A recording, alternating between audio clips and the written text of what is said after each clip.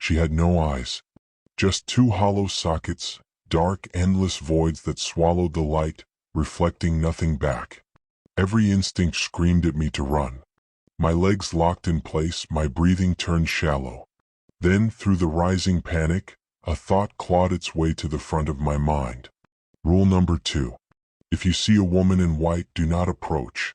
Do not speak to her. Do not let her see you blink. I forced myself to stay still. My vision blurred as my eyes burned, my lungs tightening with the desperate need to blink. It felt unnatural, unbearable, like my body was rebelling against me. Then she moved. Her head tilted, slow and deliberate, as if she was listening for something.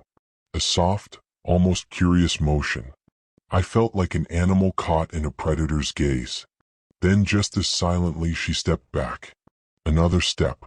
And then, as if the darkness itself swallowed her whole, she was gone. The second she disappeared, my body gave in. My eyes slammed shut, burning tears spilling down my face as I sucked in a shuddering breath. But I was still standing. I was alive. I fumbled for my radio with shaking hands, pressing the button with more force than necessary. "Dalton," I rasped, my voice barely above a whisper. "I saw her." A long pause. Then his voice crackled through. "You didn't blink, right?" His tone was sharp, urgent. "No." "Good." A breath. "Go back inside." I didn't argue. I couldn't. A week passed, but the fear never left me. Every night, I patrolled with a careful, measured silence, my mind constantly circling back to her. To those empty sockets. To the way she moved, like something that wasn't supposed to exist in this world. I followed the rules religiously. Every single one. But that didn't mean I felt safe. It was close to midnight when I finished my last patrol of the evening. The path leading back to the ranger station was empty, the trees looming on either side, their branches reaching toward the sky like skeletal fingers. The only sound was the crunch of my boots against the dirt trail. Suddenly, I saw a figure standing near the trailhead, dressed in the familiar olive-green uniform of a park ranger. He wasn't moving, just standing there waiting. I slowed my steps. Something was off. Even in the dim light, I could tell I didn't recognize him.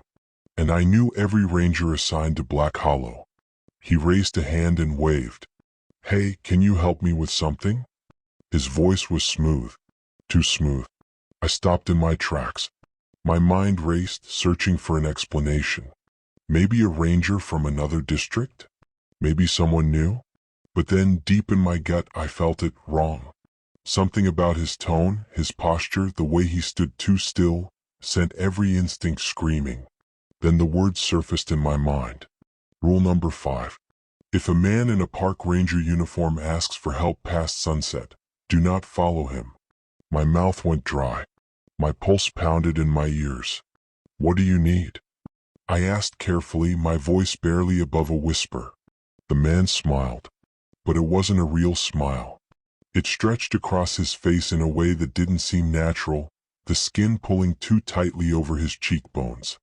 His lips curled upward, but his eyes, empty and unblinking, held nothing behind them. "Just come with me," he said, his voice too calm. Too empty. I stepped back. He stepped forward. Then his face shifted. Not like an expression changing. No.